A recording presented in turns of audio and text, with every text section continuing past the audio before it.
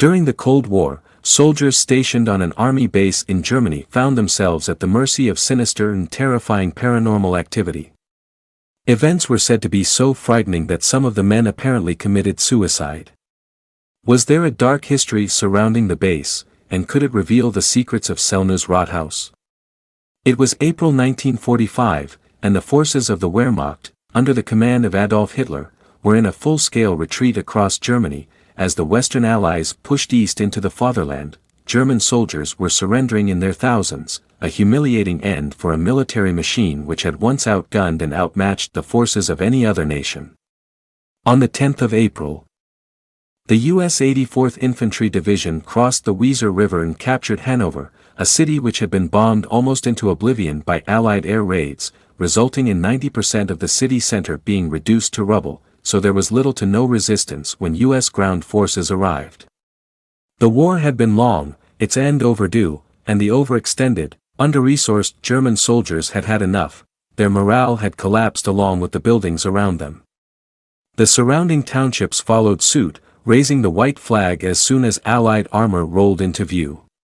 One of these towns, sitting 20 miles northeast of Hanover, was Sellner's, a small, unassuming settlement of around 40,000 people, but one which was well known for housing one of the largest freestanding brick-built structures in Europe at that time.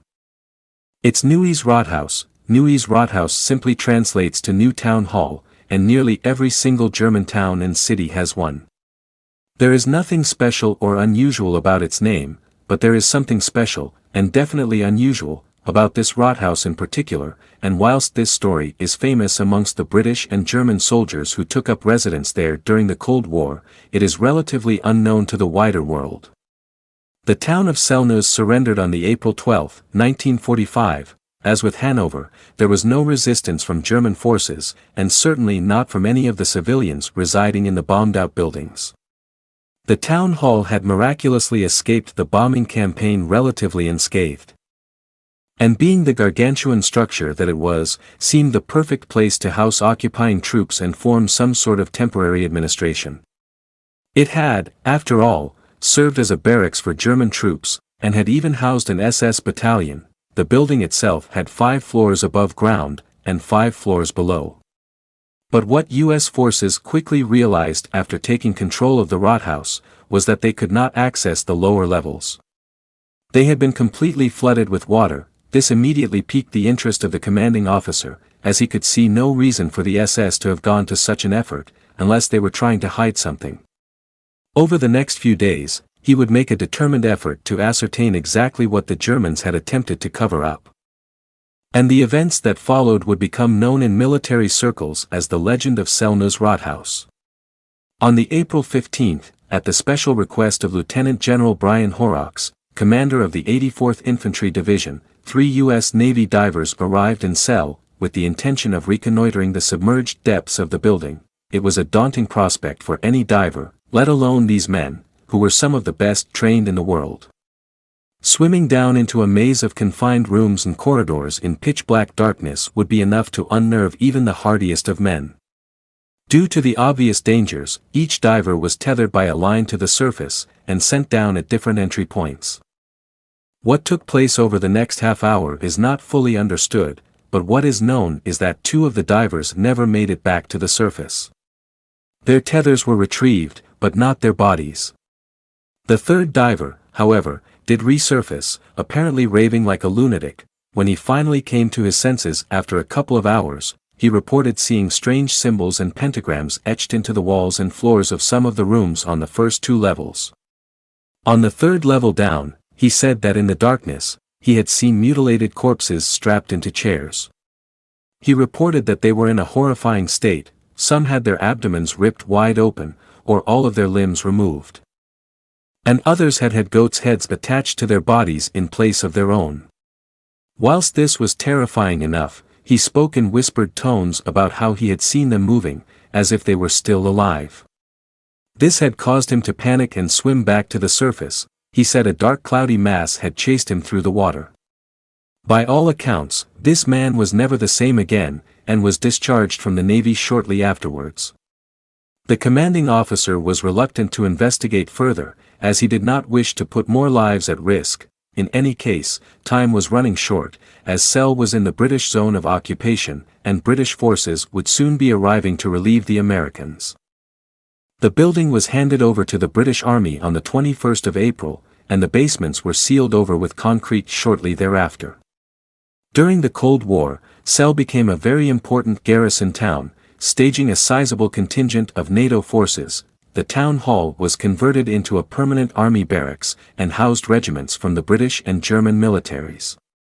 The stories regarding the flooded lower levels and the fate of the U.S. Navy divers were rife during this period, and many believed them to be nothing more than urban legends. But no one could get away from the fact that access to the basement floors was indeed restricted. It was obvious that most stairwells leading down into the lower levels had been hastily filled with concrete, as the tops of banisters or handrails could be seen protruding from the floor. The question was, why? Paranormal phenomena in and around the barracks were commonplace. An infantryman by the name of Stephen Daly reported that on his first night in the building as a new recruit, he saw silhouettes of people walking back and forth outside his window. He didn't think much of this at the time, as soldiers would have been on patrol, but he realized the next morning that his window was actually 7 feet above the ground on the outside of the building. Daly served 4 years in Cell during the 1980s, and he experienced all kinds of strange goings-on, such as hearing jackboots marching on the parade grounds and through hallways. Even though half the camp was on leave, and no parades were taking place. There were instances of people hearing voices conversing in German in locked and empty rooms. A sergeant major was utterly stupefied in the early hours of one morning, when he witnessed a column of German panzer tanks pass him by in complete and utter silence. The strangeness didn't end there. A young private by the name of Martin Fox woke one night to find that the ceiling of his bedroom was only inches away from his face. At first, he thought it was his roommates playing a prank, but when he realized his bed was actually floating several feet above the floor, he screamed out, and both he and the bed came crashing down, waking his sleeping comrades. Other soldiers reported having their rooms vandalized, even though they had been locked and secured in the intervening times, and no one else had been in there. Some even saw dark shadowy figures standing at the ends of their beds and in hallways. Most unsettling was the unusually high rate of suicides amongst the men stationed at the Rathaus.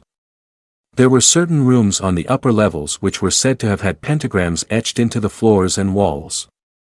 And legend has it that many recruits ended up taking their own lives shortly after spending the night in them on a dare. A large number of soldiers were also discharged on medical grounds after undergoing psychological evaluations. Many of them had become deeply depressed during their tour of duty, and officials felt that they could be a danger to themselves and others if they remained in active service. The general feeling throughout the ranks inhabiting the base was that a dark, oppressive atmosphere hung over the town in general. After all, Bergen is a suburbial district of Cell, and this is, of course, where the infamous Belsen concentration camp was situated. In fact, many Jewish prisoners were transported by rail into the town center before being dispatched to Belsen thereafter. And although Cell was captured during the war without a single bullet being fired, it was no lesser scene of unwavering tragedy, a place where thousands upon thousands of innocent people lost their lives, in an untimely and barbaric manner. Could the very knowledge of this have had a negative effect on the men's moods and behaviors? And if so, why did this dark cloud seem to hang specifically over the Rathaus? The rumors around camp were intriguing, to say the least. It is no secret that the Nazi regime, and in particular Heinrich Himmler, had a deep-seated interest in the occult. It is thought that the Third Reich was looking to harness untold powers in order to tip the fortunes of war in their favor. For instance, there are tales of German troops making expeditions to Antarctica to locate hidden entrances to the so-called Hollow Earth, which would supposedly lead them to a dormant race of giants. Other rumors suggest that the Spear of Destiny was stolen from a museum in Vienna to aid in the summoning of dark forces, and that German naval commanders employed the use of dowsing in an attempt to locate British submarines and merchant vessels. Hitler himself was no stranger to paranormal experiences, as he had recorded such instances in his private journals many times. But what does all this have to do with the Rathaus in Cell? The study of witchcraft was high up on the agenda for the German elite. And the Rathaus was said to be one of many sites across the country where the SS carried out such research and even experimentation on human subjects, in this case, Jewish prisoners from Belsen. There were rumors that the SS were summoning dark and sinister forces in the rooms situated on the lower levels, and that prisoners were being horribly mutilated in order for their bodies to become more accepting of demonic possession. The building itself is said to have occult symbolism running all the way through it, from the way it is laid out to the very smallest of details, such as the shapes of concrete tie rods and decorative architecture.